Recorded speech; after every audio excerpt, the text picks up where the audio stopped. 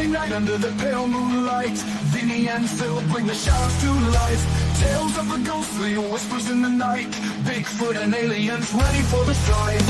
The darkness thickens, the air is cold, haunting stories waiting to unfold. Supernatural Sundays, the veil is thin. Join us in the chaos, let the night begin. With every whisper and each chilling tale, dare to believe where shadows prevail.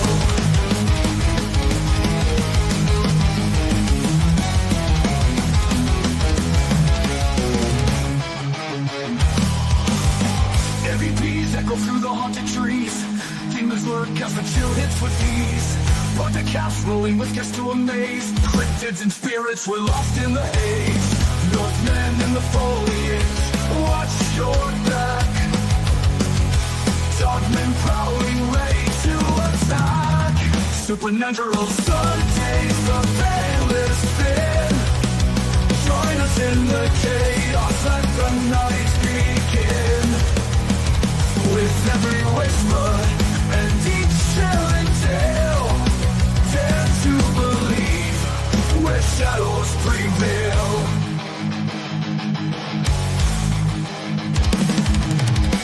Moving in the foliage, watch your back. Through the prowling, ready to attack.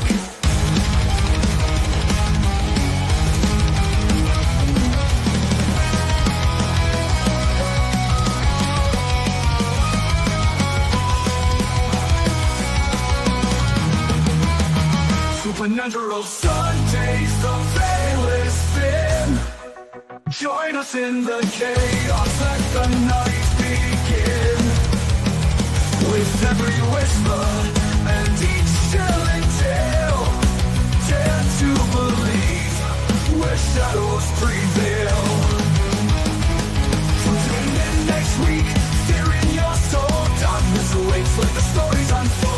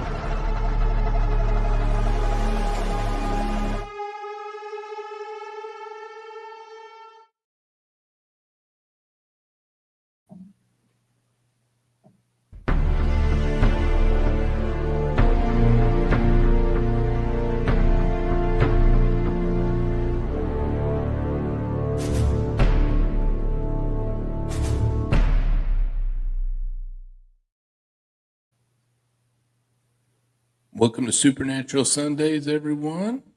Got our special guest tonight. We've got Tony Rathman, and you got the Philbilly here.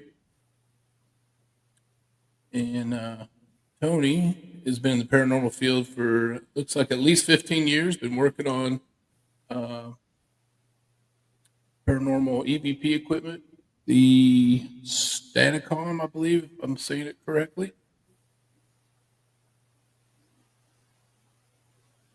Yeah, you're saying it correct. Okay, and a lot of the current equipment that's out there, like your spirit boxes and whatnot, they run on radio frequency pretty much. And this one has a white noise generator in it, so it's kind of different than what you would normally see on a spirit box. Yeah, it's completely different. I mean, when anyone thinks of the term ITC, at least here in America, they automatically think of a spirit box, because when the TV shows, paranormal shows first came out, that's what they were shown. So people don't understand that the term ITC, or instrumental trans communication, has a much broader range than just the spirit box. The spirit box, you're absolutely correct, uses radio. And it, of course, scans up and down the radio dial at different speeds. And the theory behind the spirit box is that they're going to take the radio fragments, and when I say fragments, because you're scanning anywhere from 500 to 100 milliseconds, so it just gives you little blips of sound. The theory was that spirits would take those little fragments of sound and rearrange them into their own sentence. We always thought that was kind of odd, because every sound they needed would need to be available to them at that instance, and they'd have to rearrange them basically at the speed of light to get a response that answered a question. Well, through our research, we figured out that not only do they not need those radio fragments stop them from communicating. All they need is white noise. They don't need radio frequency, which is why we remove the radio. So when you're doing like necrophonics or something like that, you should probably leave the white noise on that kind of feature. Well, I mean, if white noise is an option, yeah, I would say use it. But I have a completely probably different opinion in apps than I do from other equipment. Apps are limited. They're limited because they're made for a phone. They're limited because of the processing ability within a phone. People use, for GPS, for audio recording, for video recording, phones are fantastic. But there's so many apps out there where you think that you're getting something that you're not. I've seen apps to be able to see infrared or even heat seeking. The internal mechanisms within a phone do not have the ability to show thermal. They don't. No. And every app you download, which is classified as paranormal, comes with a stipulation warning on it that says for entertainment only. So that's a dead giveaway right there, that it's probably not doing what you think it's doing. Yeah, I tell everybody, if it doesn't say utility on it, it's probably just for entertainment. You're not really getting anything. And, correct. You have to add a thermal camera to your phone if you want to try to get thermal evidence. Correct. And some of those don't see out very far. You're looking for Bigfoot or something like that. You're probably better off with a thermal monocular or a scope or something that can see out, or a high-end FLIR camera that can see way out. Yeah, they make attachments that go over your lenses, which then do give thermal ability, but downloading just an app isn't going to give you true thermal. It gives you a colored screen is what it gives you.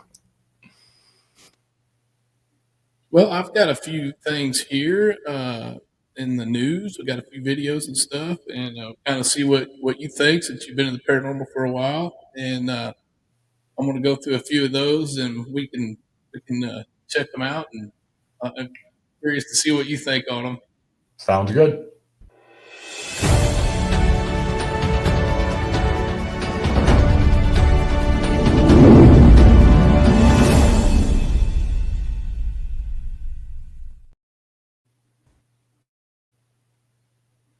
Give me 39 seconds. And I'll show you how to quantum jump and manifest anything in your life. I'll give you the codes. See, neuroscience shows that our brain is like a computer, a supercomputer. These codes act as a secret combination to unlock the lock stagnation neural pathways that's creating the trajectory you have now over and over and over. So here are the codes. And again, it will open up a new pathway and then a new trajectory, the life that you want to live. And that's how you'll have the quantum jump. See, you in the 3D world, you have these programs. The 5D world, you have to see over and over in the mind, and you can't have doubt or fear. You have to let go. And once you see it, then you can make a jump. So these are the codes to help you make the jump. Okay, write this down, 917604. Now, if you don't see yourself jumping today or the next day, you may have some doubt and fear that you need to remove. So watch the other videos and you could remove those too. But you need to jump into the new version of you. Make the quantum jump. And this is how you do it. Use the codes.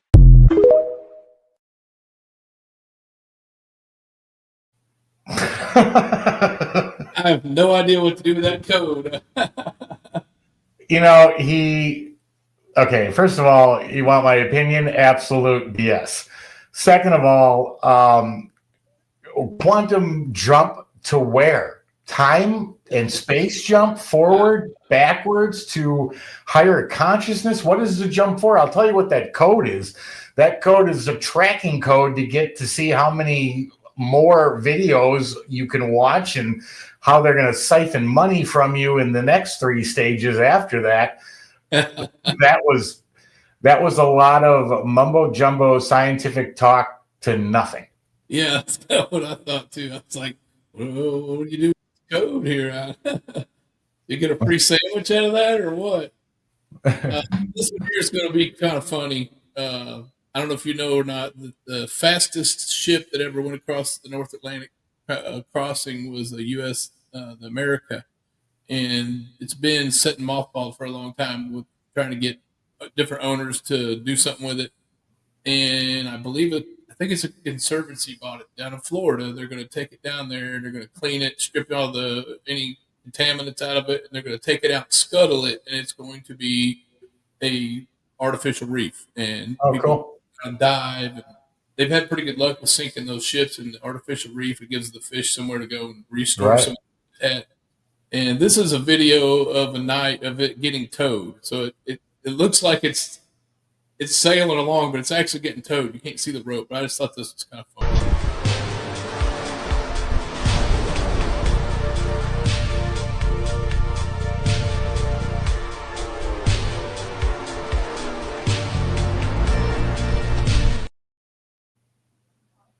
They just stuck the girl ghost up there, the song Eyes Without a Face. Right. So, and somebody come by overnight and saw that. They were like, okay, we got the ghost ship coming on. But I would like to investigate that thing before they sink it. And I have talked to a few people that's dove on some wrecks and kind of ran into some weird phenomenon. I think over in Truck Lagoon, there's tanks and trucks and all kind of stuff down there. And people's actually reported hearing like engines, like motors running down there and whatnot. That's very cool. Let me tell you what I saw, though, when I watched that. There is one giant spotlight hitting that boat, yet the boat is completely lit from front, stern to bow, evenly. Yeah. That looks like CGI to me. That doesn't look real. It probably is. Yeah. Let's see what I got here. Okay, this one's from Ireland. So this is the Irish month, basically the St. Paddy's Day. My sister's born on St. Paddy's Day. She's not Irish, and the nurses tried to get my mom to name her Patty. She wouldn't do it. Anyway, this was an Irish kind of a cryptid from Ireland that I'd never heard of. It's called the Dullahan. In the misty landscapes of Ireland, the legend of the Dullahan looms large.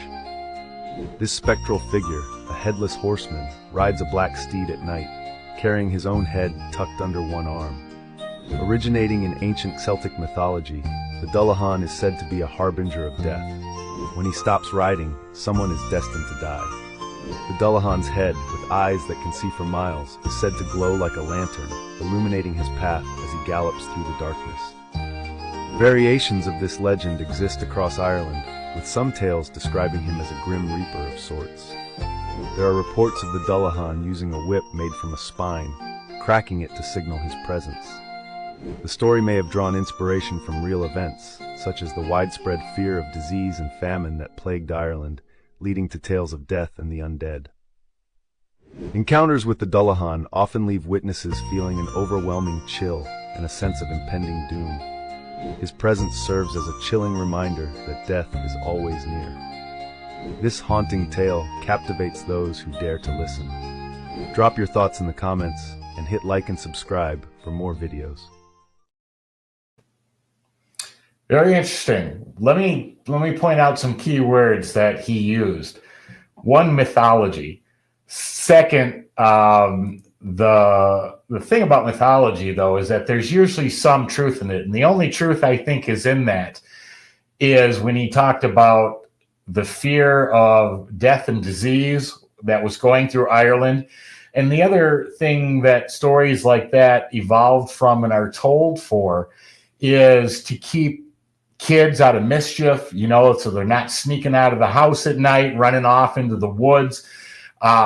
He said that story had been around for centuries, or I think he said centuries.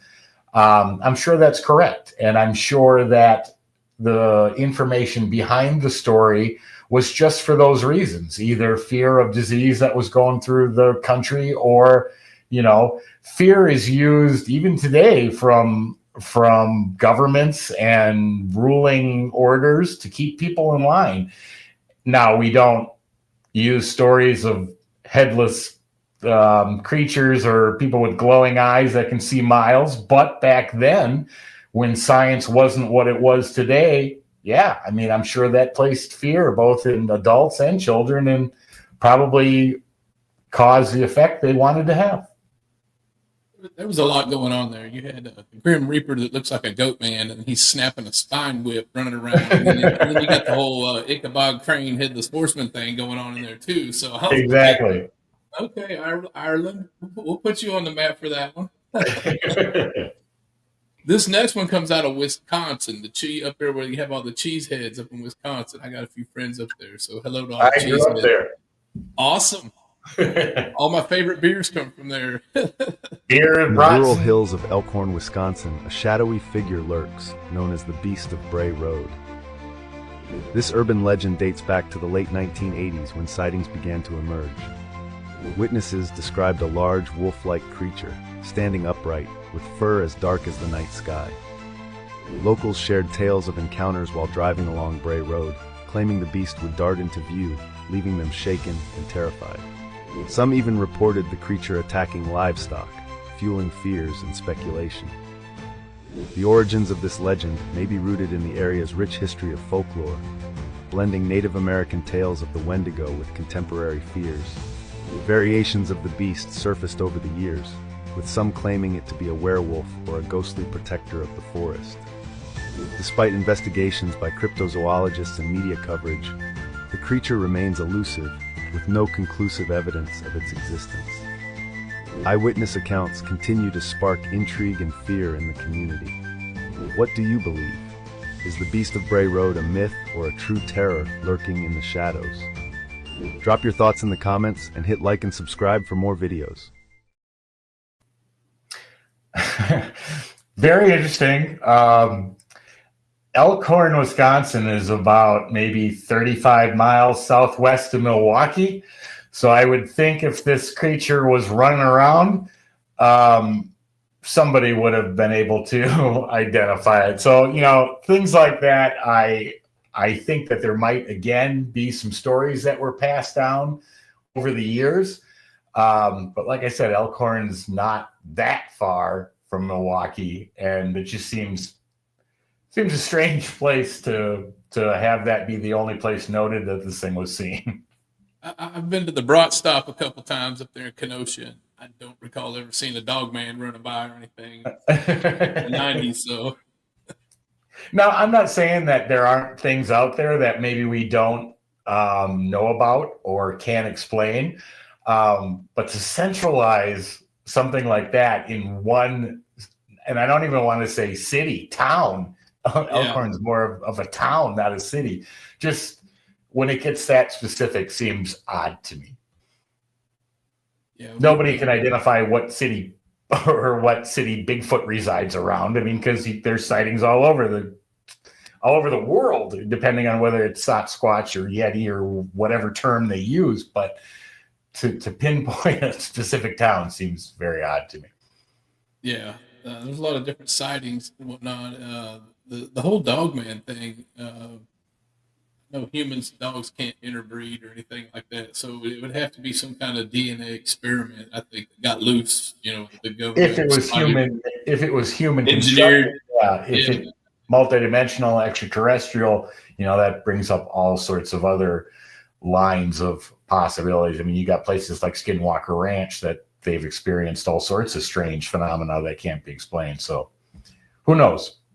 Over here at Land Between the Lakes, they got an area called the Devil's Backbone over there, and that's where Martin over there had seen some things. He's wrote a couple books of the Martin Groves, and he's wrote a few books. And I talked to him personally a couple times, and he was telling me that the thing was running alongside, and he said that all of a sudden they looked over and its legs were like transparent, and then it just kind of disappeared. They've had different sightings of people seeing these things like they step into a circle and disappear. So I was like, well, I don't know about all that, but if it's interdimensional, I got to use different equipment. I'll have to get up my XLS and see if it picks up anything. But once it's out past 30 foot, it doesn't pick up much anyway. So yeah, I mean, there's definitely, possibilities that stuff that is far beyond our reach of technology and different life forms that have abilities that far beyond what we have. So is it possible? Yeah. Do I think that creature was running around Elkhorn, Wisconsin? I don't know. I can't prove it was. I can't prove it wasn't. But, like I said, I look reasonably and rationally when I hear what's being said and then think, okay, well, why would it be hanging out there? Who knows? Who knows? This next one takes us over to Japan, across the ocean. Have you heard of the Hoyabashu Forest? It is one of the most haunted forests in the entire world. This forest has a lot of weird naturally occurring phenomena, such as the trees. A lot of them are in weird zigzag patterns and twisted in really weird ways. There's also the clearing, which is a space where literally nothing grows, and scientists have tested the soil and they cannot figure out why. A lot of people who visit Hoyabashu report feeling dizzy, experiencing nausea, and their equipment not working properly, as well as seeing weird, dark, shadowy figures in the trees and hearing people circling around them. There's also a lot of reports of seeing UFOs and missing chunks of time, so a lot of people think that there's like a portal to another dimension in this forest. We'll be diving further into the lore of Hoyabashu in our next episode of Haunted Hangout, dropping February 25th. Sounds like a Japanese Skinwalker Ranch kind of area.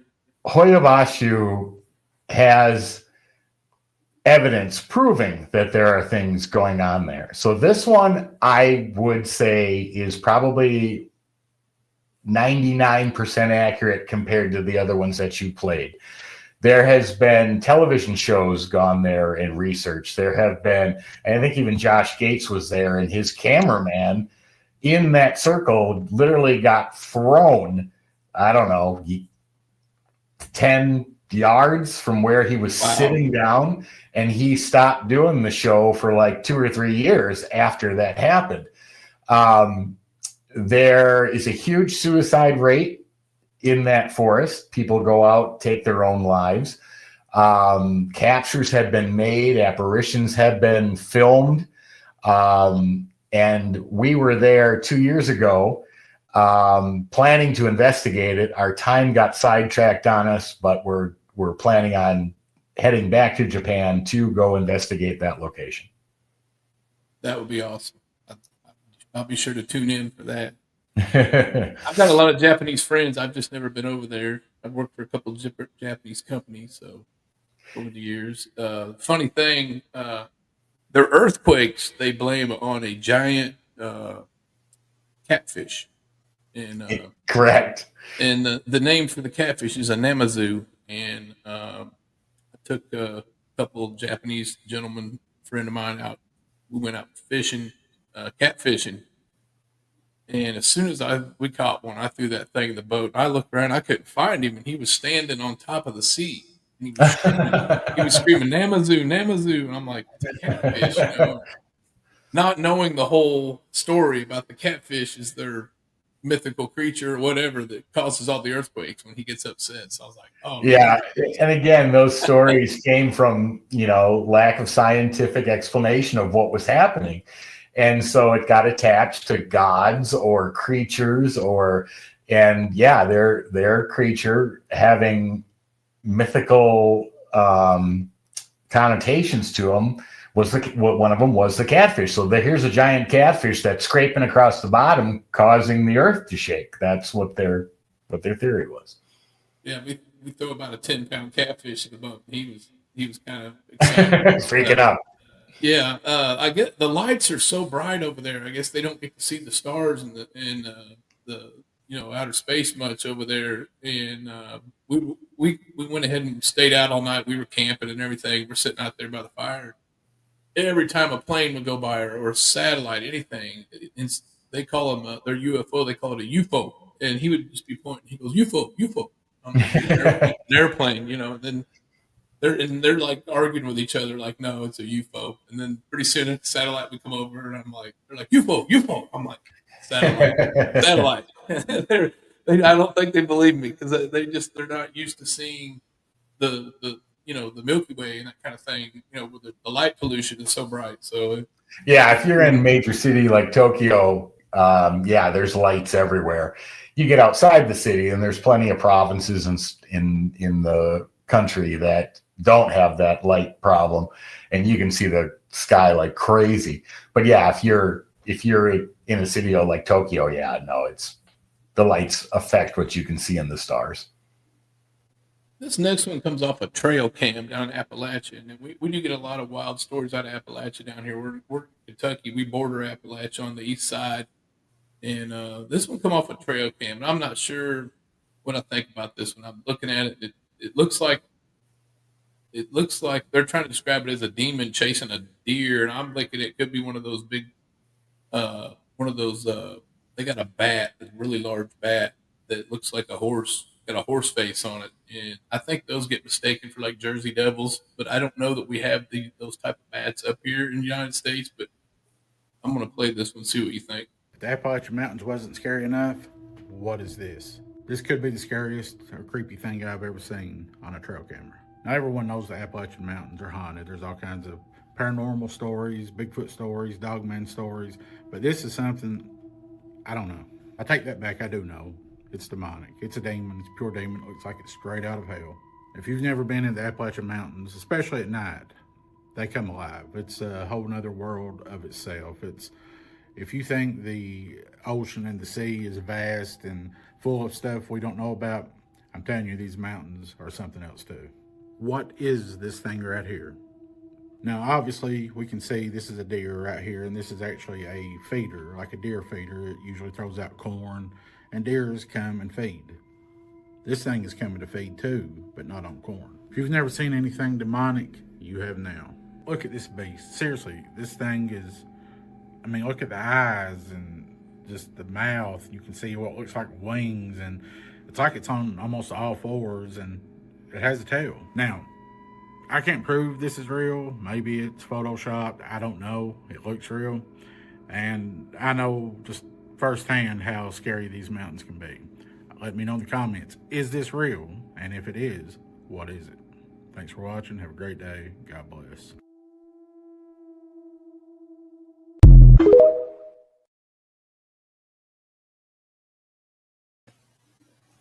I would have been more impressed if the trail cam caught video rather than a photo. Still. photo is probably one of the easiest things to alter. And with today's technology, Photoshop now incorporating AI, I would put my money that that was doctored for sure. Could be somebody's toy animal. They put a picture of and put out there. You don't even need it. You know, I mean, it could have not even been in the picture when the deer was captured and added after. So the bottom line is, if I had to bet on it, I would bet that's absolutely fake. Yeah. If it wasn't, then I would think more pictures would have been captured, because a trail cam will instantly shoot as long as there's movement. And the fact that he only had one tells me that was altered. There should have been more images. I would Correct. think, moving. Right. Yeah. Down here where this part of the country, I get a lot of folks telling me, I'm worried about you going out.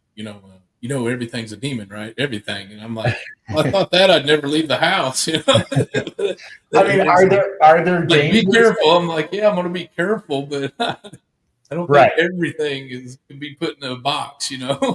Correct. Are there dangers? Natural Absolutely. dangers going out in the mountains at night? Absolutely. Could there be things out there that we're not aware of and don't know what they are? Yeah, there could, but not everything is that. And to have that thought process, no one would leave their house if that was truly the case. So I've ran into people out, in the middle of the night, cemeteries and stuff. They're way more scary to me than anything paranormal. I think the scariest thing we've ever ran into was a copperhead snake climbing up a tree. That was probably more terrifying to me than having something come up, touch me, or smell something, or the snake. It's poisonous. That can really mess me up. So we give it a wide berth. It was eating cicada bugs on the side of a tree in a graveyard. So, and I've run into some sketchy people out there just showing up out in the middle of the night, cemeteries. There's a lot of, I call them paranormal tourists. If it's a popular area, you might have 4 or 5 different groups come out, and you'll have, teenagers out scaring each other, having fun. But then you'll have just like a couple of people out by themselves. You run into some really, legit people investigating and just trying to learn. And then you've got other people that are out there doing things they shouldn't be, trying to antagonize things and whatnot. So yeah, I mean, definitely one of the highest possibilities of running into one of the scariest things is other people, no doubt about it. Let's see this next one. These guys are always finding these structures out in the woods, and they think Bigfoot's making all of them. And I'm not 100% sure that. I mean, some of these things you'd have to have some heavy equipment to do, and others look to me like somebody might have just people piled them up. And, this is an example of one of those. See what you think. More structure that I say 100% not natural. Tree pushed over and broke. 2 poles right here. All this, you can tell that this was growing and they bent it up and then lean these poles in there. Like, that is 100% not natural. Sasquatch, in my opinion. The 2 poles, tree bent right over there. That's Sasquatch. I've seen lots of shows where they discuss the fact that Sasquatch might be doing stuff like that. My first question, though, is what's it for? It doesn't keep rain off of them. It's not going to keep wind away from them. It's 3 poles. Is it some sort of religious thing or I don't know. But that's always my first question. Okay, what is it? Yeah, it's 3 sticks together that are joined in a non-natural formation. I get it. But what's the purpose? Is he sleeping under there? If so, how come no other covering? How come nothing to block wind or rain? So that's my first question. Is it possible? Yeah. I mean, there's tons of credible Sasquatch investigators that have found similar structures. So is it possible? Yeah, it is possible. Do I know the answer definitively? Yes or no? No, I don't. So that's as much as I can say on it. I wasn't sure how the vine part of it got put through there, but because the rest of it still had a lot of moss growing on it. But the one in the middle looked to me like a deer scrape or like an animal had scraped. Like deer do that and they rub on stuff and bears do it. Correct. Took the moss off. Very possible. But I mean, even a branch falling off of a tree can entangle in other branches, cause those to fall and land in weird, unnatural situations. That's a possibility. But again, knowing that people look for that stuff, they look for arches, they look for nests with, where they may be sleeping. It's possible. I can't say it is or isn't real. All I can say is based off of what you just showed and what I think. But like I said, my first question is, okay, if you put 3 poles together and intertwine them so they stay, did he sleep underneath it, and why? Because it's no different than sleeping 5 feet away from it, because there's no rain coverage, no wind coverage. What was it for? They think it might be like a sign, like a trail, like marking their territory or something like that. But I wouldn't think they'd have to, or a show of their strength, like if they put a tree in the ground upside down or something like that. But I've seen tornadoes do some pretty wild stuff with trees, tree roots. Yeah, I mean, I've seen those kind of reports as well. Is it possible? Yeah, it is. I'm not going to say it's not. I just don't have those answers. And then the whole tree knock thing, over where my folks live is in central Illinois. It's flat, really flat. There's like hardly any trees except for around homes, or you get around water source, creek, river, lake, there's trees, but the rest of it's just flat, 40 miles, just black dirt. And then you might see corn. Next year you might have soybeans, and it's just the wind. You notice it there when it's not blowing. And they put a lot of wind farms up over there. But I was over there mushroom hunting with him a couple years ago, and it was real windy like it usually is. And where we were at was a lot of dead trees, and those dead trees started, like, the wind was so bad that banging into each other.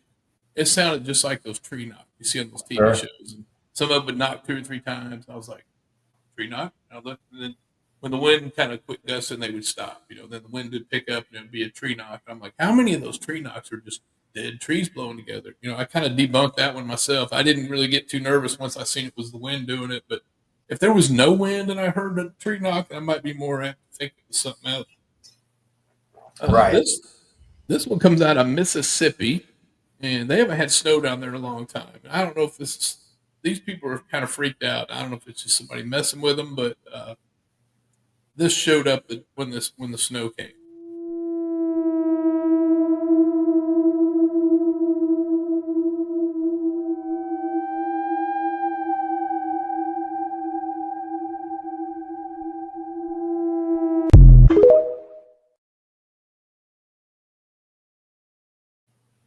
Pretty big handprint, unless it was Shaq or somebody down there with their hands. Yeah, exactly. I mean, it clearly appears to be a handprint.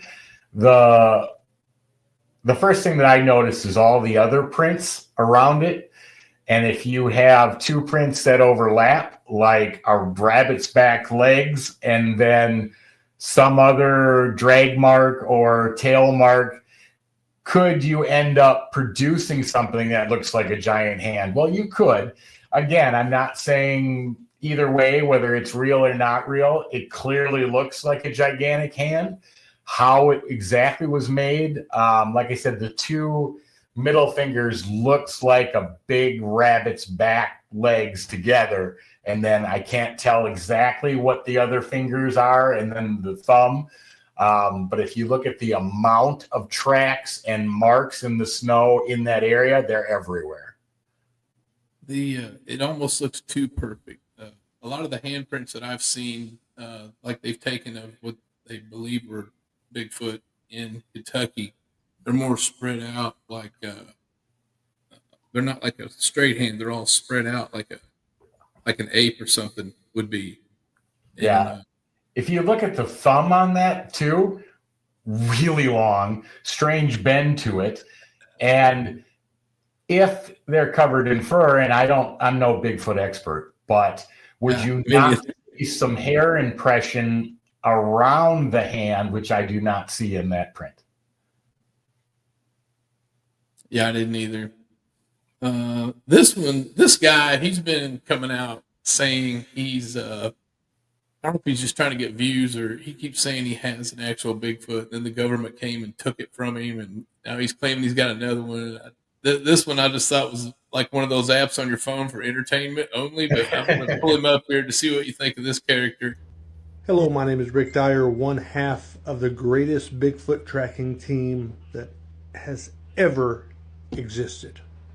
So what we have is really indescribable because y'all have never seen this ever. Number one, I will confirm that there is a deceased Bigfoot.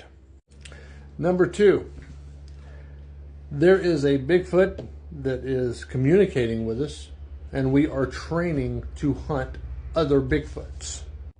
And I know that sounds absolutely wild. And the reason it sounds wild is because the Bigfoot hunters, they really don't hunt for Bigfoot. They hunt for Bigfoot behind their computers. They talk about people. They talk about their past experiences as other people's past experiences 20 years ago. We are not like that. And that's what makes us the greatest Bigfoot tracking team of all time, Team Tracker Bigfoot. I will confirm that we did not unalive this Bigfoot. It was already deceased. And the one that we are communicating with, he is communicating with other Bigfoot for us. We are no longer out to unalive one because we already have one. There's no sense of it now. Now it's time to communicate and protect these species of beasts. We have tons of videos. We have tons of pictures. And we also have the body. But we're going to do it the right way this time. There is no interference from the government. The government and law enforcement is completely aware of what's going on. And we're working with their timeline to release this magnificent find. And I'm sure there will be a lot of naysayers. All you have to do is read the comments. But this time, it's coming out. And everyone will realize that myself and Jeremy, we are the master Bigfoot trackers and communicators. More to come. Thank you for your time, and God bless. Again, interesting post. Yeah. And I'm not going to comment one way or another or whether it at some point it's possible to find a body. It hasn't happened up until now. People have claimed it, but there have been fur samples captured that DNA tests couldn't identify what it was or which animal that it was from. But the point is that if you're working with, he said law enforcement, I can't remember if he said FBI. He had said somebody else besides law enforcement. I don't remember who it was. And he was working on their time. What? Might have been a sheriff or yeah, something. But if he's working with their timeline to release it, because we didn't see anything, he didn't show anybody. Nothing, never does. Exactly. Why and how did you release 90% of the information on your personal TikTok if you're working with law enforcement to release information? There are some huge discrepancies on that, and I'm sorry, but if law enforcement says, yeah, boast about it on your TikTok, I think that the doors would have been wide open. He said they were waiting for the permission to do that. He already did it. So there's some mismatch of information right there. Yeah, I'll believe it when I see it. This next one's a paranormal little clip I saw. It's supposedly two ghosts having a conversation with each other.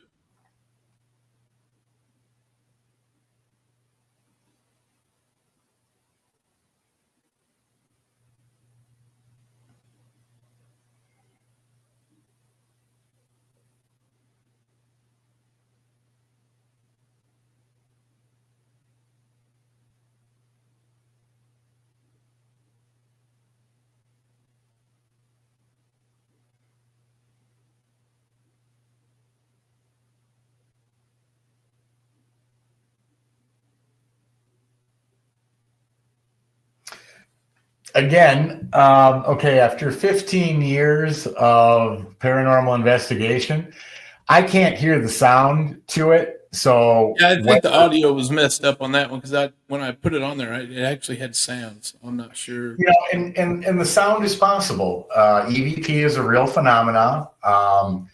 The clarity of them can vary by recording. So I'm not going to dismiss that, but I'm definitely going to dismiss their orbs.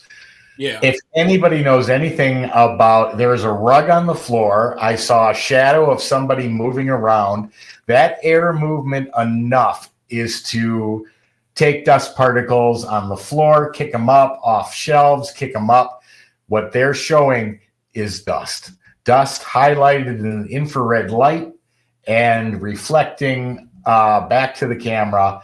And judging by how big when they showed it in the arrow, when it looked like it was way back in the other room, I guarantee you that is half an inch from the lens and appearing to be larger, but it's dust. That's why I don't like those Waze cameras, those surveillance different cameras, and they all run on Wi-Fi. So the first thing when I go in a house and they have those cameras, I could walk in about 5 minutes with a K2 walking around with my industrial meter. I can find all your routers, your extenders, your Alexa devices, all that stuff.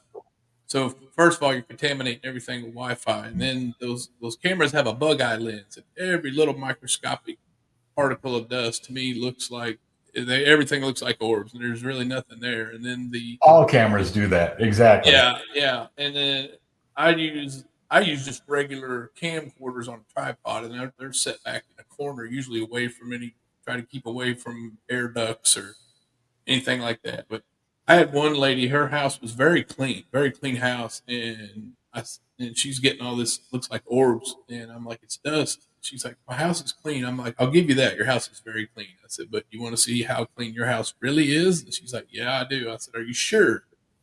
Like, yeah. So I get the UV light out. And I start shining around our walls, and dust shows up like a purple microscopic little. And her one room was just covered. And I said, Yeah. look, I'll rub my hand on it, and then you could see it just going everywhere in the air. And she was like, "Oh my god!" I'm like, and then she was paranoid that she was going to like wash all her walls and everything. I was like, you go in anybody's house with a UV light, you can find, dust. Usually, you can find where the heat vents are and everything else. Absolutely. And people's like, well, there wasn't enough air movement to make something move that way. It's dust. It can float. It takes such little air movement to make it sporadic, and people just have a hard time understanding that, and I'm not sure why. Just go dump your ashes out of your barbecue grill and just look in the air with a flashlight. I mean, you can see it. Exactly. I think static. I think dust can fly around on static too. Oh, absolutely. Like a static charge, you mean? Yeah, absolutely. Yeah. This next one is one we went out to it's a pauper cemetery here in Bowling Green. It's called Mount Uriah. And we weren't there very long. It's kind of a daytime thing. They won't let you in there overnight. It was kind of spit and rain. We got a little bit of action. These are just a couple little things, little clips that I kept. The rest of it, we didn't really get much. A lot of times I'll look at footage for hours and hours, and I might get one little thing. And a lot of times you don't get anything. That's what people don't understand. They think they're going to get an EVP every time they go out. I think I was a year and a half in before I got my first, what I even would consider an EVP that I could understand. Most time you don't get anything. So, right. Elvin Williams, 1879 to 1938. April 16th. That's my dad's birthday. Awesome. So, anyway, the cat ball went off. The one next to it did not go off. We thought a pauper cemetery would be tiny, but it's actually pretty darn big.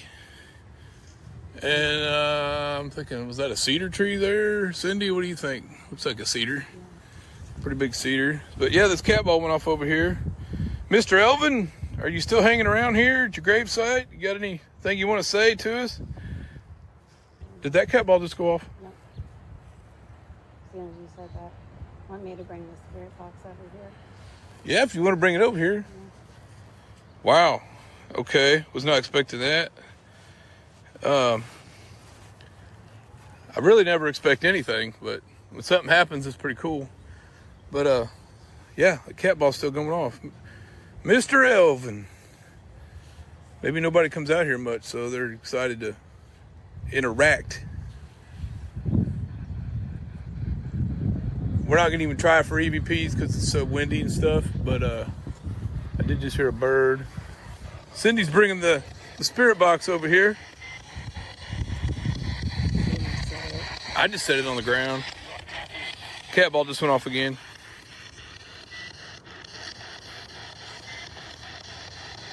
This other cat ball's not going off, or the other one over there. It's pretty covered over here. Mr. Elvin, if that's you messing with. Interesting. That I guess the first question is what's the relation between spirit interaction and a cat ball lighting up? Are we thinking they're moving it? Are we thinking, what's the cat balls showed up about 4 or 5 years ago, and I see them used a lot. I use them, but I kind of have mixed feelings on them. I'm like, okay, I've had something like that. I have to actually hit it or shake it.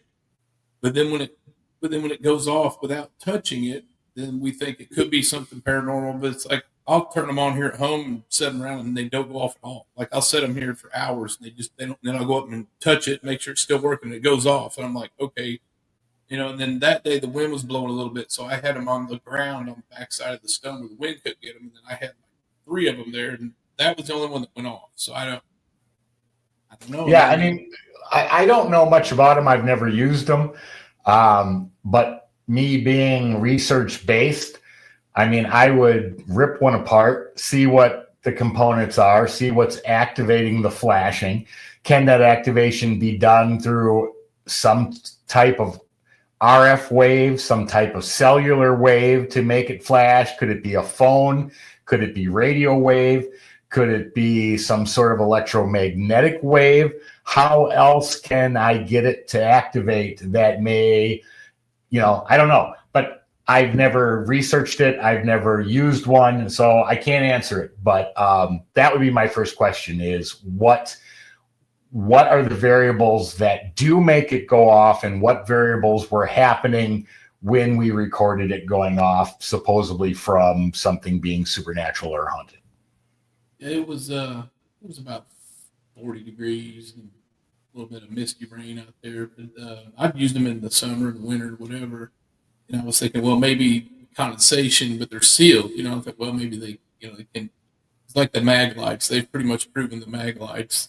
The mirror contracts and it makes a contact and it arcs. And so I won't even use a mag light, but I've got a cat ball tore apart. It's just a little circuit board with a battery, and it's basically a little motion sensor with an LED.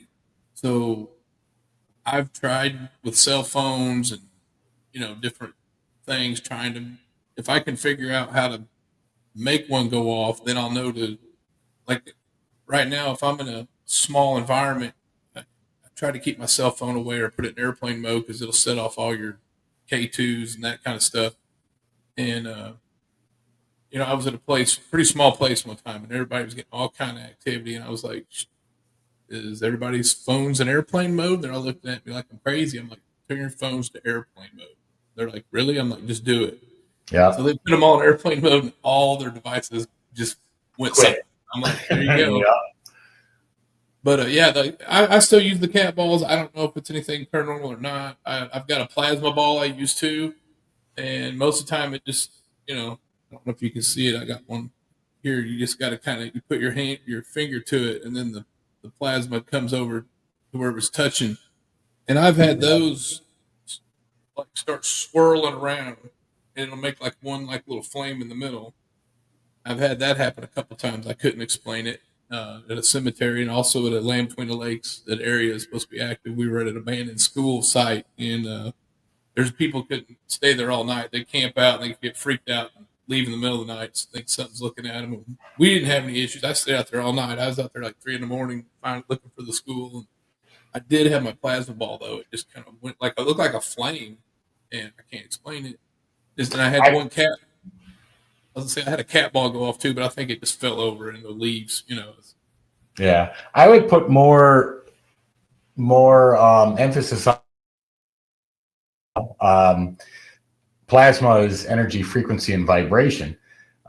Tesla said you want to understand the universe, think in terms of energy, frequency, and vibration. And when we get to Staticom, we use white noise. What's white noise? Energy, frequency, and vibration. What's spirit or consciousness? Energy, frequency, and vibration. It is the standalone three elements of our universe and probably every universe.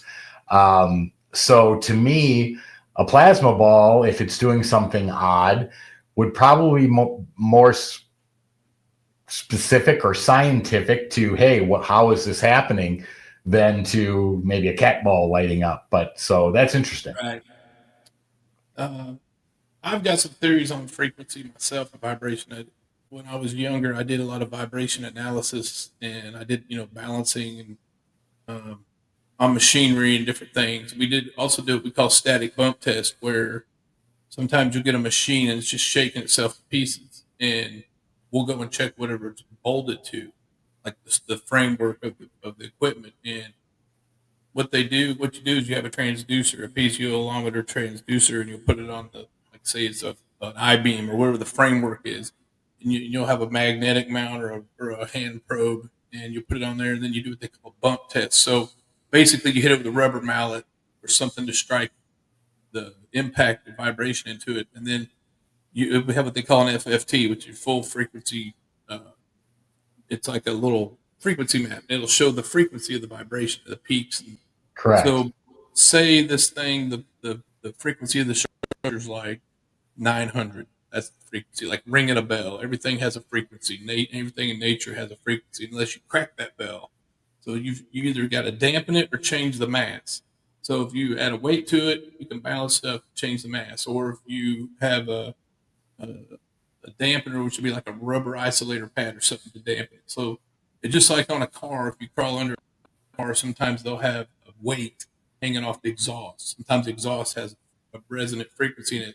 They'll add a counterweight to it, and that changes the mass. And your wheel on your car, what do you do when you get new wheels and tires? They balance them. They put little weights. Right. They change the mass. So, and if you speed up or slow down, it'll change the frequency. So, basically, we would do a bump test if it was like 900. Then this thing's running 1800 RPM or running 3600 or a frequency of that 900. The resonant frequency of the structure would be a harmonic. So, a multiple of that structure frequency could cause it to, especially if it's 2 times, like a 1 times frequency of whatever your RPM is, an imbalance. If it's 2 times your frequency, that's looseness. So if I know it's running 1800 and I get a frequency of 3600, I know something's loose. So then I'll go around start checking vertically, and I'll find a bolt that's loose, and I'll tighten that down, and it goes down to 0. So everything, and there's all kinds of different frequencies for bearings and fans and belts, and nature's the same way. So my theory is, if I go bang on an old house on the wall, as long as that structure never changed, that noise and frequency it makes is going to be the same now as it was 100 years ago. So if you're a spirit, and like everybody's voice or the structure has a certain noise, you come in an old house, banging around, walking around, if there's a spirit there, that sound, I believe, would transmit through interdimensions. That's one of my theories, is frequencies like you're saying, everything is based on vibration, and I'm thinking those vibrations are interdimensional. Is one of my theories.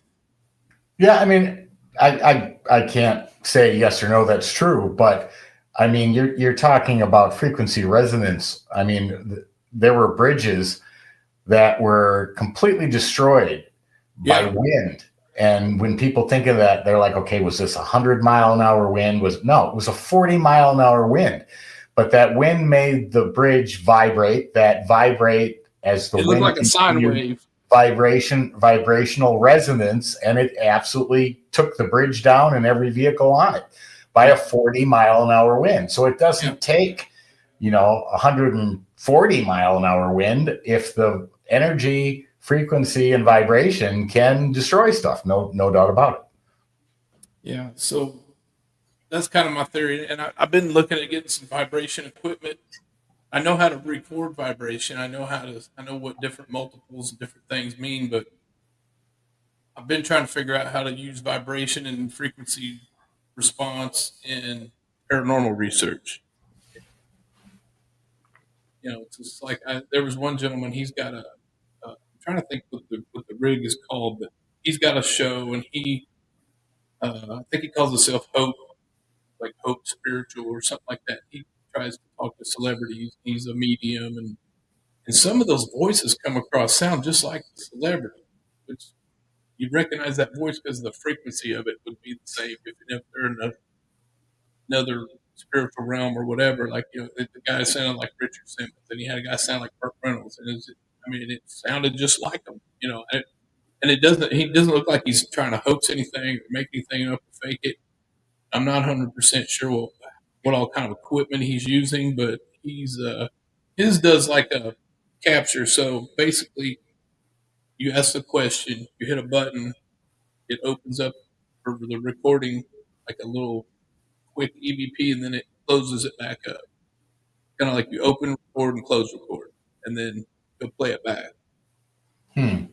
Interesting, because how many times have you done a straight EVP session where you don't know whether the answer is going to come in immediately or 5 minutes later? So I'm wondering how the spirits can hit that open window perfectly. Yeah. That seems odd to me. Very odd. But when he does his lives, it seems like you'll see him leave it open for a little bit, then he pulls it back in, and then he'll play it back, and it sounds like somebody talking. It sounds a lot like the person that was talking. So I've got a few of your little clips here, and some of them are just really quick, and I'll put them up. We can talk to them a little bit, and then we can go into. All right, if you're going to play one first, start with the one that says DRV, Bocce, I think it says, because there's an order to them. We started. Let me explain what this is first before you play a clip. But when we started investigating 15 years ago, I didn't believe any of this. I was a complete skeptic. My father was a physics professor, taught for 43 years or 47 years. So ghosts, spirits, entities really never was part of discussion. And it wasn't until I met my wife, and 15 years ago on Valentine's Day, she said, I want to do something different. I said, what do you want to do? She goes, I want to go ghost hunting. And I was like, gotta be kidding me. Anyway, I ended up taking her, and I was absolutely blown away by the fact that we were using a digital recorder, asking questions, 3 a.m. in the basement of this hotel. Nobody else was even up, let alone around, yet we had responses. So we specialized in EVP for many, many, many years. Then we moved to ITC, or spirit boxes. Then we would build our own. We built them for 12 years. I have 14 boxes that some of them really nice advancements to them. Never sold a one. I wasn't interested in selling them. It was purely for research. And then we moved into what was called direct radio voice. And direct radio voice was a method used by Marcello Bocci for about 35 or 40 years. It was discovered that voices could come through by a gentleman named Friedrich Jurgensen. And then Friedrich Jurgensen passed that information on to Konstantin Radava. And then Marcello Bacci learned from Radava how to do it. And Bacci was scientifically examined in a lab, and they could not debunk what he was doing or how it was happening. So some former teammates of ours went back, researched direct radio voice, got it functional. And then today, my wife and I, after we moved it from direct radio voice, which used a radio on a vacant station, did not move up and down the dial.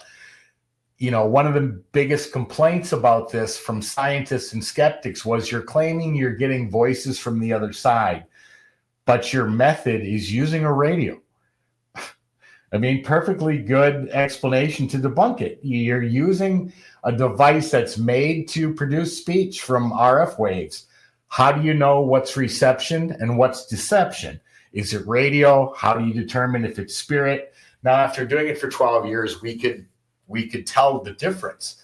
But when we created Staticom, we wanted to take all that low-hanging fruit away. We took out the radio.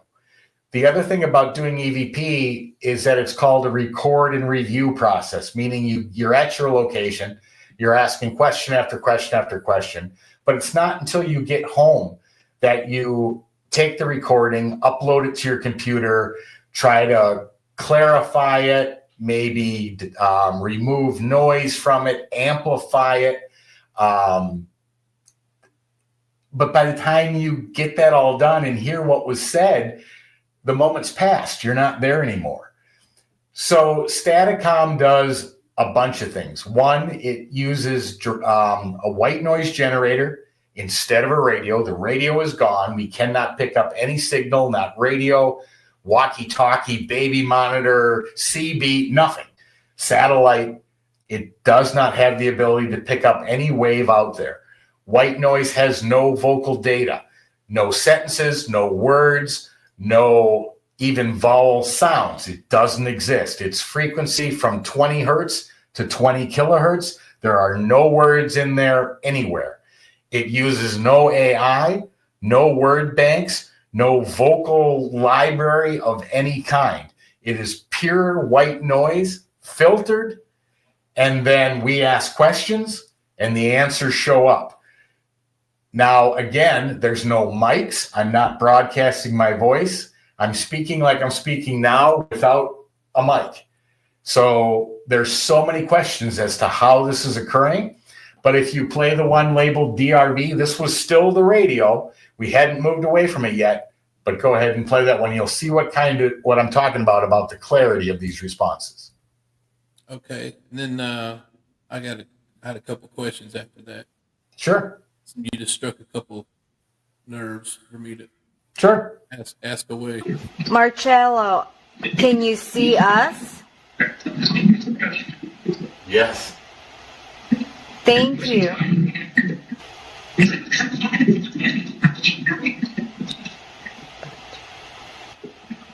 Marcello, you started this method.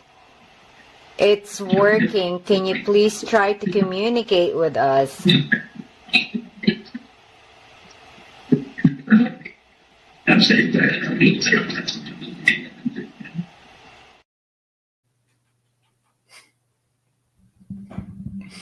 Pretty wild. Yeah, considering, like I said, everything I just described, no mics, no word banks, no AI, no vocal, anything within the system to create words or voices. What made you decide on the frequency range that you picked? White noise, broadband white noise is every sound the human ear can hear. Every single one, from 20 hertz to 20 kilohertz. And most people can't even hear that due to hearing losses at certain spectrums. But in order to catch every voice possible, we don't know what frequency their voice is going to come in at. The reason we know that is because we've done spectral monitoring on EVPs through DRV to know that they can range anywhere from 100 to about 3,000 kilohertz. So we use 20 hertz to 20,000 hertz meaning at whatever level their voice comes in at, it catches a couple of those frequencies in the broadband white noise. And then what happens is, because a white noise generator has a spectral frequency of 1, meaning everything is even, when their voice overlaps that white noise, it elevates their voice up, but yet the white noise does not elevate. So then we cut the white noise out, leaving just the voice. So the filter's removing the white noise from the playback, then basically. Correct. But like I said, because it's at an even level, we know where it's playing at, and then we cut it out. The other thing I was going to ask, like, the closest thing I can think of would be Necrophonics has like a white noise, and then you get all these weird different voices. But like my Spirit Box, it's radio, like, and it's forward, backward, sweep, AM, FM. I have better results if I'm like out in the middle of nowhere where I can't really get a radio station, so it's not sweeping as many stations. And then the other thing I was wondering, if you put it in a Faraday cage or a Faraday box or something like that, would you get better results? Because then the radio stations can't really come through, supposedly can't come through. Correct.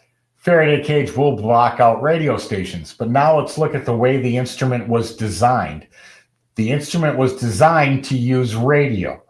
Now you're going to put it in a Faraday cage, which breaks the process under which it was made. And then what people do is they end up plugging a external speaker into it. Guess what that wire becomes when they clip the antenna, and then they plug an external wired speaker in. Guess what that wire becomes? An antenna. So, have people captured voices on a Spirit Box under Faraday cage conditions? They have. Does that raise your chances of it being paranormal? Absolutely it does.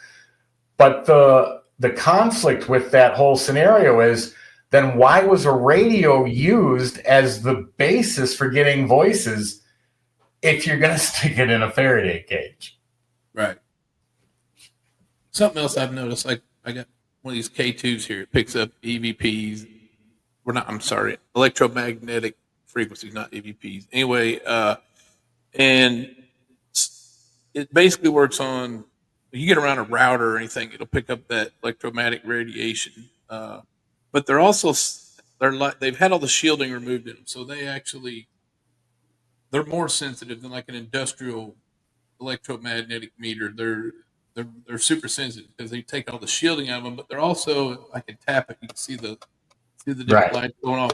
I consider them almost like a vibration type tester or seismic. And I've seen people lay these on a table with the speaker going, like you're saying, external speaker hooked to a Spirit Box, and just the vibration from the speaker and the Spirit Box making the K2 go off. It's almost like a SRW meter on an old stereo. It's the equalizer's going off with the. Yeah, but you don't think a radio gives off electromagnetic frequency? Guess what it does? Exactly. And if you're videotaping it with a cell phone, guess what a cell phone gives off if it's not in airplane mode? EMF. Not to mention the lights. You could be placing it down next to an electrical circuit. There's my phone. Again, they're used a lot in television because responses are pretty much guaranteed, but those responses do not classify it as being paranormal. I'll use K2s, but I try to set them out in the cemetery away from everything. Now I have that. We were in an abandoned trailer park one time, and as far as we know, all the trailers have been hauled out, just empty pads. There was no power left, no phone lines, anything that we knew of. And there was one spot in in a road, and about 4 foot off the ground, and this thing would go off. It would go all the way to red. And we'd take a couple steps back, and it would go away. We'd walk forward, it would go away, right or left, just like one spot. And we'd raise it up high, and it would quit. We'd lay it down the ground, and it would quit. And it was just like 4 foot off the ground. Never could figure that one out. They've hauled in a bunch of dirt now. I told them, I said, think of all the crazy stuff that's happened in the trailer park. This trailer park's been here 50 years. I'm like, I can't imagine all the what could happen there. It could be possibly paranormal, but still be moving around there. So we checked it out, and that's what we found. And then they've hauled in a bunch of dirt. They're going to build houses that way or something. Which, to me, I don't know if that's always a good idea. I don't know about a trailer park, but like a cemetery or somewhere, or a burial ground. You go building a home or building something over the top of that. If there's still any kind of bodies there or anything, sometimes I think that stirs up some things. Could be. Could be. Well, I've got a couple more of your videos here. Just play a couple, and if we want to talk to them, then the ones you sent me, and then I've got a couple other ones I picked out. How do you hear me speak?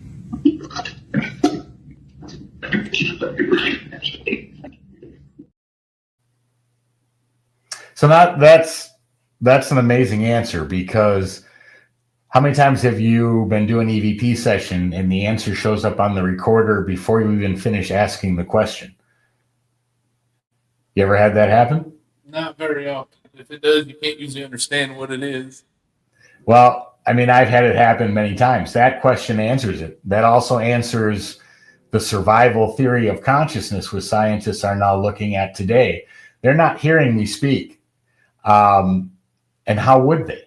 If I'm creating vocal vibrations into the atmosphere, which is good for maybe 100 or 200 feet, and they're not human anymore, and they don't have human ears. Human ears are designed for the follicles to vibrate, send that vibrations to a liquid center. That liquid center pulsates and also vibrates, sending it to the brain, which the brain interprets as speech. If a spirit is energy, frequency, and vibration, they're not going to be able or have ears to hear that. So they have to be getting that messaging from other means. And that answer, energy of the mind, that's the thing, explains it. That's consciousness. That's one of the things I bring up quite a bit. I'm like, if you're passed away and you're just a spirit form, you don't have ears, you don't have tympanic membranes or anything, you don't have eyes. How are they seeing us? How are they hearing us if they're just a spirit? And I'm like, okay, you're running around a spirit form. How are you?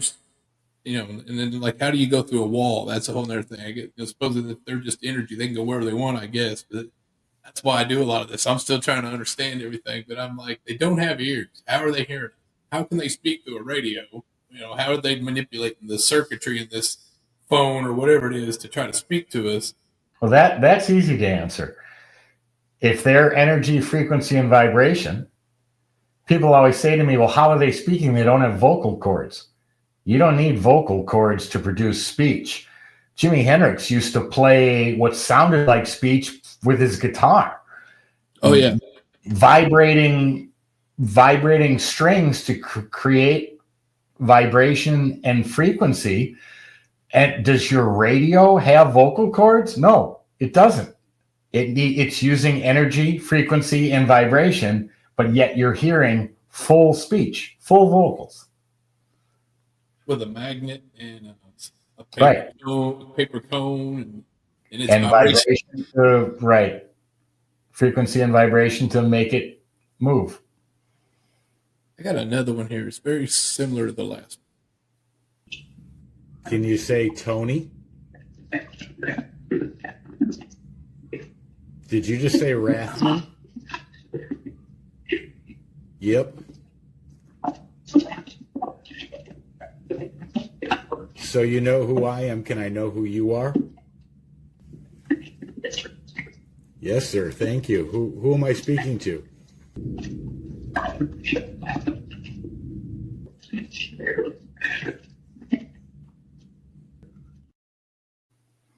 Again, a question asked, an answer given with timing and relevance to the question asked, and intelligence.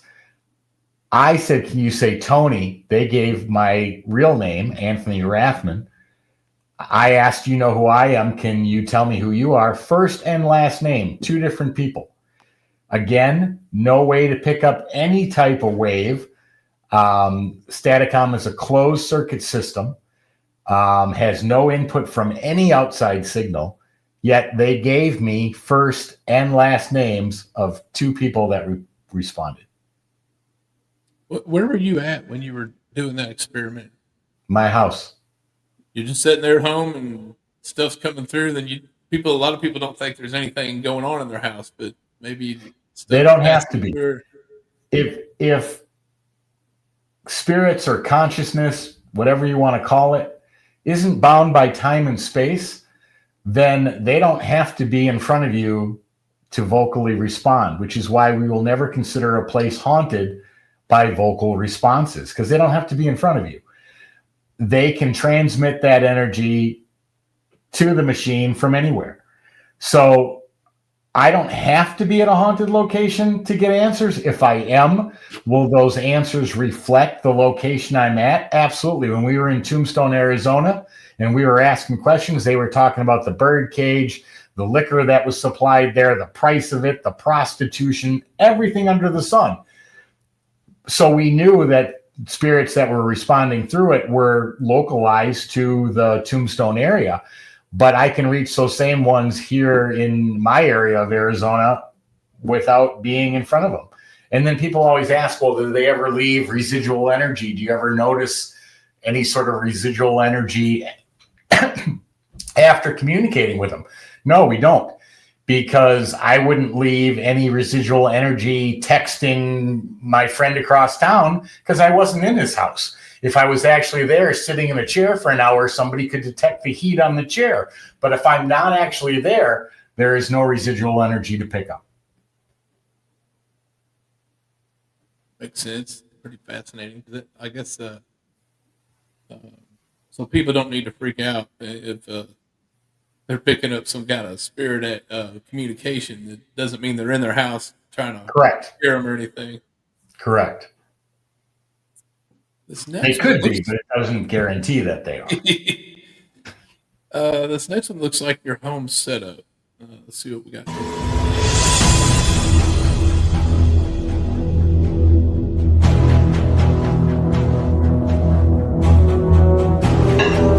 Spirit, Cherie isn't getting sick, is she? Is Cherie getting sick, Spirits? Yes. What should she take?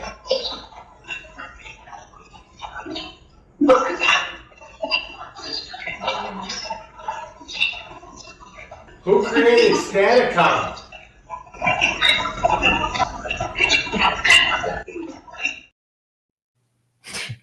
So this is when we first got 3.0 to function. And what you're hearing, this was the first night. My wife's literally just holding her cell phone up recording because it just started talking. But she told me before that she wasn't feeling well and that she was in pain. So, of course, I asked the question, is she getting sick? Yeah, it's possible. They said yes. I said, what should she take?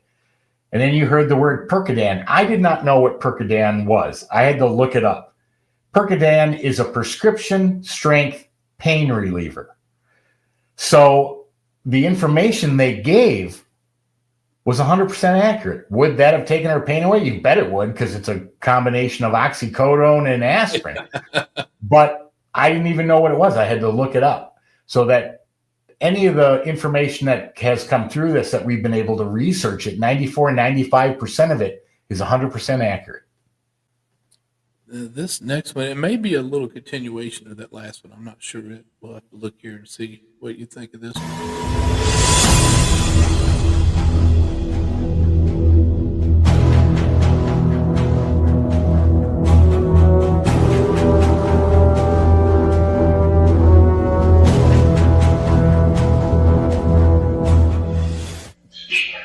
Speaker. Who are you trying to find? You're nervous.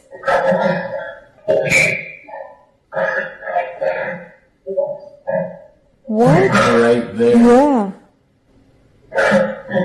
Are you trying to send us a message? Roger. Roger meaning yes or Roger meaning Roger?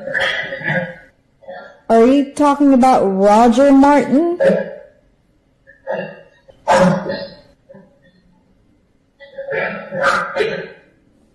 Yes, Martin.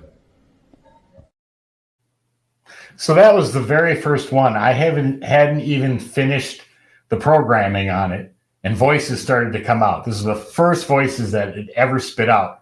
My wife heard the first speaker, and then she started responding, and they kept responding back.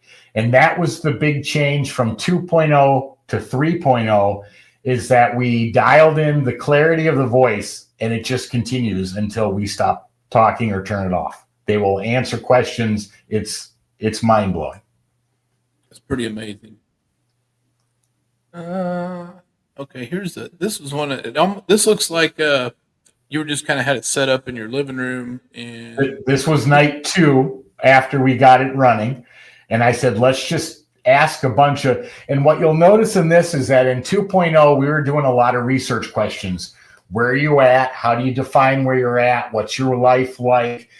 How do you do this? Can you do that? This is so new. We were literally just asking just basic stuff so that we knew whether they responded or not, and whether, we were asking them to say certain words. So what you'll notice is there's not a lot of research in this questioning. It's basic questions, but you'll see how that two-way communication functions. this one's labeled 4th round of testing. Is that the one you're talking about? Yeah, there's 2 of them. There's one labeled conversation, I think, and then there's another one, which is the last one, 4th round of testing. Okay, let's see.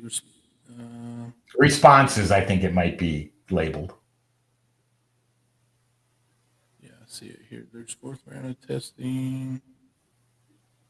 Then I've got a few other ones that I put on here that I pulled off of TikTok.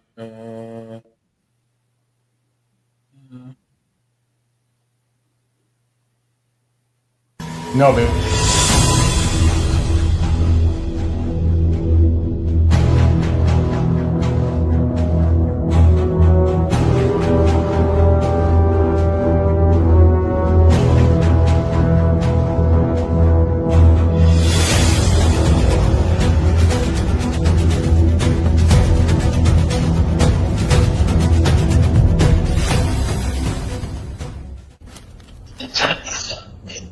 Time what?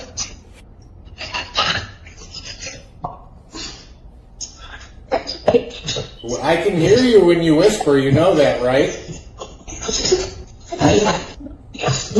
Spirits, if you're not familiar with this device is called Staticom. If you heard me say Staticom. That's better. Now, can you say statical for me, please?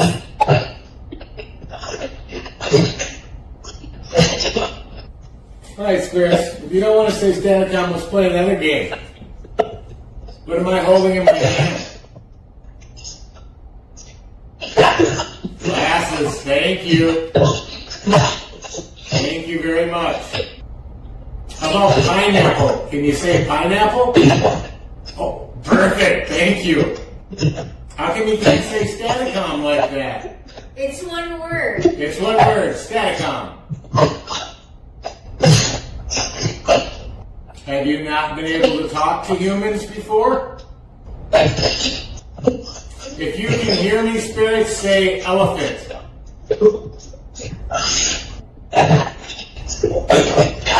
Do you know Tony?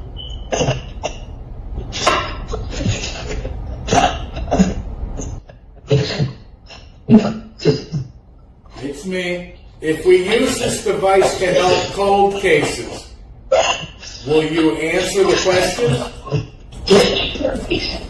Yeah, sure. You bet.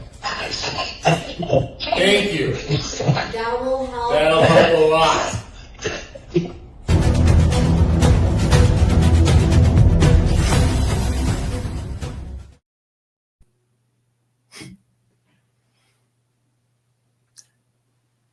Yeah, that's the closest thing to Thomas Edison's phone to the dead.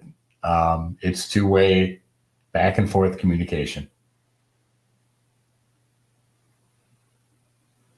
Yeah, I'm not sure if everything that's coming through is one spirit, or you got multiple spirits, or if you have Oh anything no, those going are on with completely different voices, male, female. It's multiple.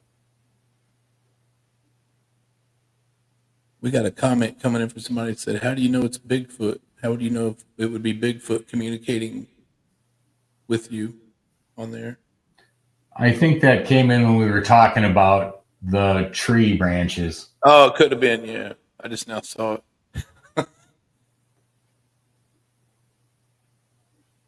Oh, there we go. I hit the wrong button. I'm used to having Vinny here doing one thing, and I'm doing something else. So I'm doing Yeah, it's running it all on myself. challenging doing comments and everything else, playing clips by yourself. It always takes more than one. So, do you think the Staticom could be picking up things other than spirits, like possible extraterrestrial or cryptids or interdimensional? I mean, I it's think definitely interdimensional, but I think the possibility is there, but let's think about if it was extraterrestrial. We can take any language, Chinese, Japanese, Australian, German, Czechoslovakian, and translate it from one language to the other. Why can we do that? Because we all have the same environments. We're all interacting with the same things: books, telephones, silverware, bed pillows. So once you learn the term for that object, you can translate it and you can keep going through the sentence in that manner to translate it. But we can't translate dolphin squeals. Why? Because we don't live in the ocean. We don't know what each squeal means or identifies, or the environment in which they live. So could extraterrestrials send signals to the machine and make it in a language that we understand? Possibly. But if they're not in-depthly familiar with our environment or have some technology that translate it, how would that happen? Although if you talk to anybody who has had UFO interaction, they say, well, they were speaking to me, but their mouth never moved. It's just what they were saying just appeared. So if that's true, could they send that messaging through to Staticom? Yeah, I think it's possible. Would I know who it is I'm speaking to? No, I don't know today. I can go off of who they say they are, but can I prove that? Absolutely not. Bottom line is it's audio only. I have no idea if they're telling the truth or not. I can't say that's who it is. But that is was it a question. possible? Yeah. I had a question early on before we ever come on the air. I was going to ask, do you ever get a response in a foreign language? Absolutely. In fact, that last clip you just played spoke. My wife speaks Japanese, English, and Tagalog. That Kayla Pan is Tagalog. And it actually answered one of the questions that we asked, and she caught it immediately. And then I'm like, oh my gosh, you're right. So yeah, that was in Tagalog. So, and we've gotten lots of different languages. When we do public demonstrations of this, we let the audience come up and ask their own questions to get their own answers. It's sort of like a seance, but you don't have a third person telling you what they're getting and then relaying it to you. You can hear the answer for yourself, and everyone in the room can hear it, which is unique. But he came up and he said, can I ask a question? I said, yeah, go right ahead. He asked it in his Native American language. And so we just waited, and then we saw his eyes go wide and his mouth drop. And I said, did you get your answer? He said, not only did I get my answer, but I got it in my Native American language. That's pretty cool. We were on an investigation one night, and they had me hooked up to the headphones doing a Estes method, the closest we could get to an Estes method, and I think they were using necrophonic. And me, I'm just any noise I hear, I try to make the noise. I try to mimic it. And a lot of times, I'm just trying to break up the monotony and try to make a couple people laugh so they don't go home so mind anything. But I'm making these weird noises. When we get off I'm done with it. Somebody else decides to take over. And one guy was with us. He goes, my family's from native, Indian, and I was born on a reservation. He said 3 or 4 of those things you said were actually they were native responses to the question. And I was like, okay. I just thought I was making some weird noises, putting together a couple syllables. He said, no, that was native. And Right. what it meant like friend or whatever it meant. But that was pretty interesting. I've got Yeah. a that I made, and I think you'll get a kick out of this. This is something I did for fun, and well, I'm just going to play this. It'll speak for itself. We call this the paranormal paramoo. And if a spirit or any kind of Indian comes around and ring the cowbell, then we know something's around. And just in case we don't have enough cowbell, we got more cowbell down here. Guess what? I got a fever. And the only prescription is more cowbell. I could have used a little more cowbell.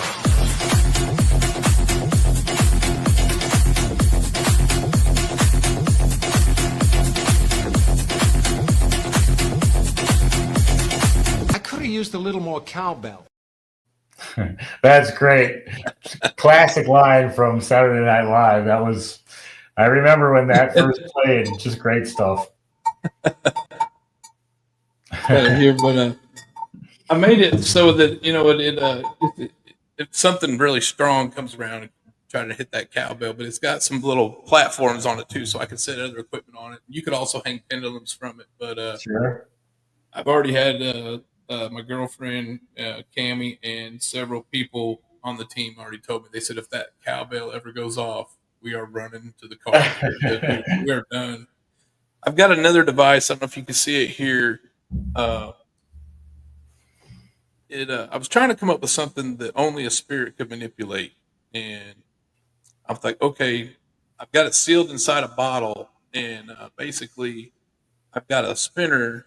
I'll pull it out so you can see it. It's got a spinner inside of there, and there's a copper coil coming down to the top, and I've got a Tektite in there because the Tektite is supposed to bring in universal energy because they're made for a meteor when it hits an impact, and so all the rock and the ground around it kind of turn to glass. So I've got a copper coil wrapped around the Tektite, goes through the cork there, and it's all sealed. And then when you put it inside the bottle, it's sealed. So the only thing that can move this would be an earthquake or a spirit or a tornado or something like that. I Or carried this thing around. magnetism.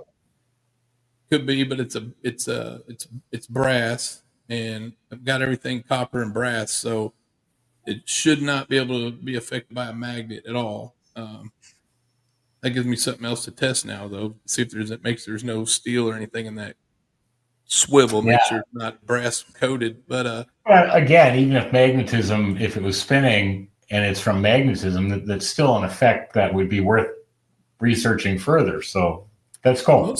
Most of the time, it don't move at all. Like I carried this thing around. I'm on my second jug. I had something kind of weird happen.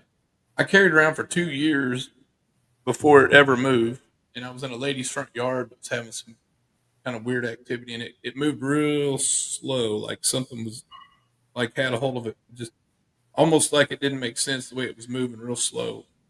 And the second time it moved, we were in a lady's house, it was having a lot of activity, and I almost thought she had a candle going or something. I'm like, I don't remember anybody lighting a candle. I looked down, I seen something flickering. And I always put a light next to it so I could see it with the camera and make sure I see any movement. And I see this flicker on the ground, and I get to looking real close, and I'm like, that thing's moving. And that's the only time it ever moved in inside someone's home. And I got home that night, the whole bottom of that bottle was broke out, just like come off of one piece. Well, maybe just handling, but I've only had it move twice in like 2 years' time. And, wow, very cool. And I'm thinking about making a few of them and sending them out to people so they can try them out too. Cause I call it like a spirit jug or a spirit bottle or whatever you want to call it. But I've got another one that's got a big styrofoam ball and I've got bells on it. I'm like, well, if they can ring those bells inside a sealed jug, and then I've got put cat balls in them too. And then the last time the cat ball inside the jug went off, we were up at they call it the Goat Man Trestle up here at Pope Lick Trestle in Louisville. There's a whole story about that, the legend of the Goat Man. And Right. but the train went over, and the cat ball started going off inside the jug. And then I went over there later and looked at the concrete base of the trestle had a crack in it. So when the train went over, it was the vibration. Because I Yep. had cat balls and stuff everywhere, but that one shook, and that one had a crack in it. So I chalked that up as vibration from the train. So if anything, cat balls make a pretty good little vibration detector. True. True.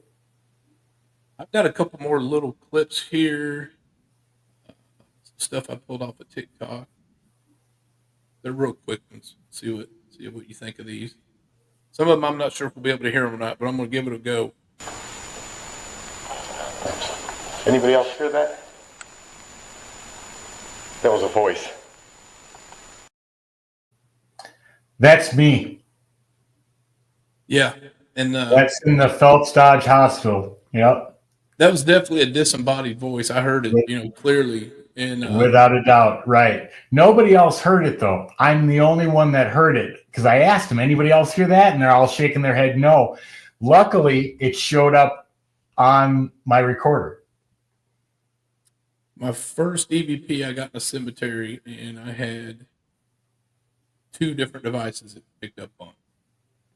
It was like I said hello, and I got a hello, almost like a whisper. It's like hello, and it showed up on 2 different recorders. And I'm kind of the point now where I've got these recorders that look like a watch, Right. and so I'll strap that on my wrist. I'll just have that on all night because I was holding a recorder in one hand, a camera in the other hand, and then I've got like another camera, and I've got all this equipment going on. I'm trying to carry all this stuff. So then at the end of the night, if you're not careful, you'll forget to leave a recorder somewhere because they're tiny. And and then you got to go back or get them to mail it to you or whatever. So I've kind of switched over to these little wrist recorders. But that was my first.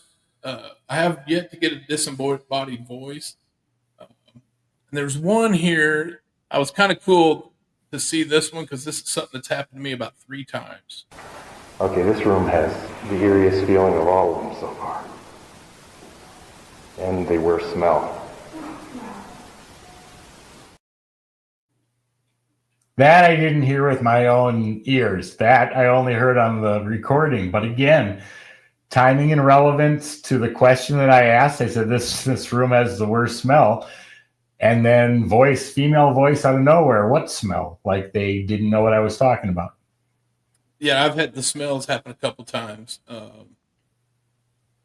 I was in an attic in this old house, and it's like on a historical register. It's like kind of an old, not necessarily a mansion, but it was the guy that built the house was a coffin builder. And if you bought a coffin from him, the front room he would rent it out to you or whatever is part of the package, funeral Right. package, and you could have your funeral there in his front room. And I was in the attic of that home, and it was almost like somebody, it kind of reminded me like a kid with a can of fart spray would have came up next to you and just sprayed it right next to you and then took off running. It was just the most intense, super horrible smell. And the lady next to me smelled it too. And then it was just gone. It was as quick as it came, it was gone. And, I've had a few things like with smells that just don't make sense, and very strong smells. Yeah. This one, I think this is something apologizing. You better leave this house. You are not welcome in here.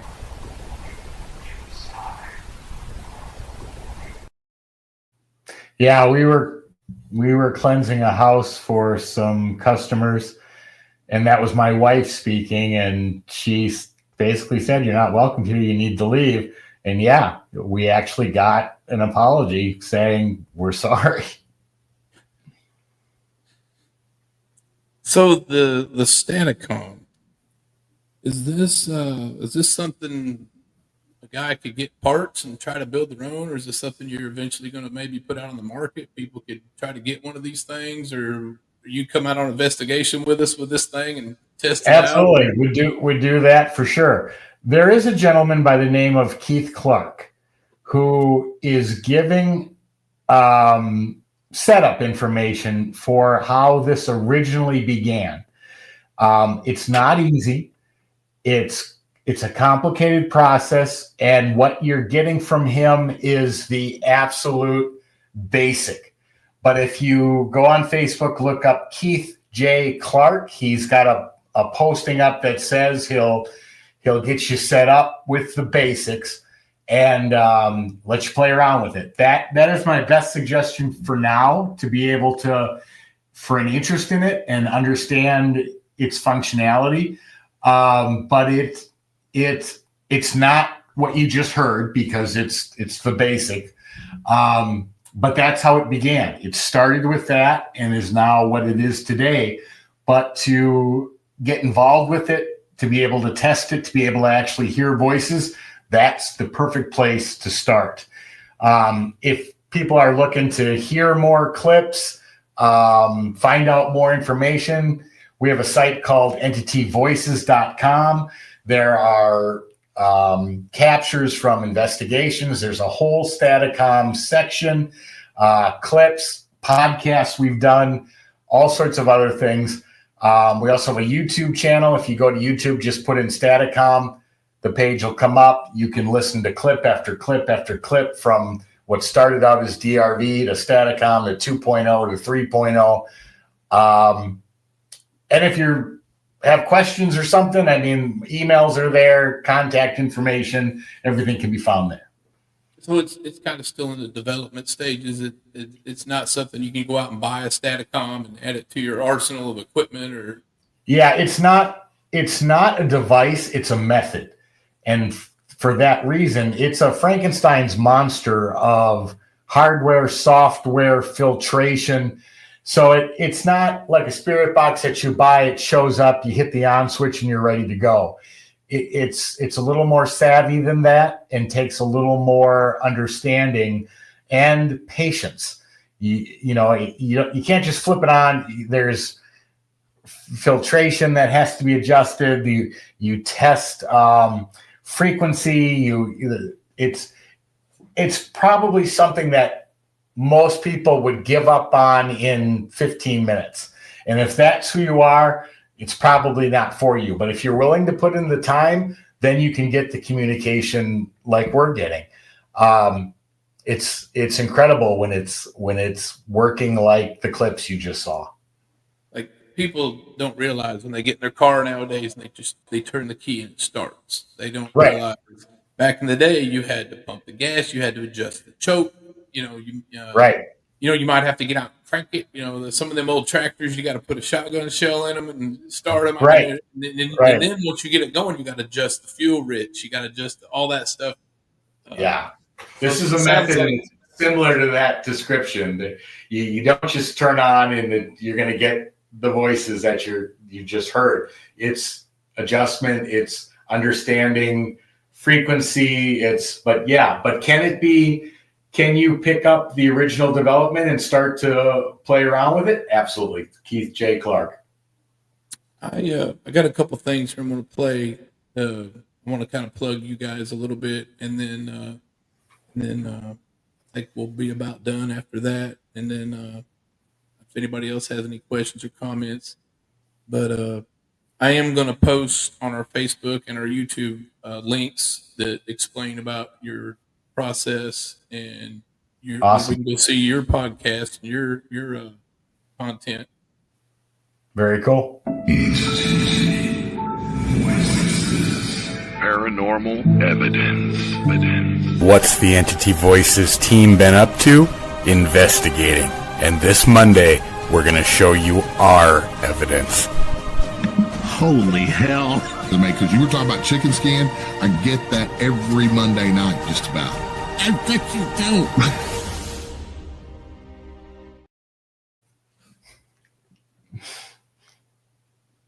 So chicken skin, come on. And I got one more here.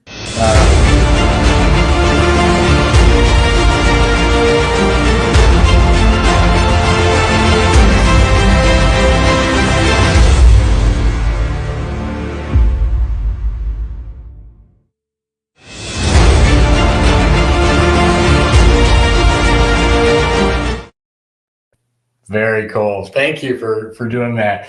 If anybody is happens to be at any of these locations, if you're in Arizona, April 12th, which is a Saturday, we are running Staticom 3.0 live. It's a event you can come out to. And anybody happens to be in Halifax, Canada, we will be there November 1st at the Halifax Symposium giving lectures on this procedure.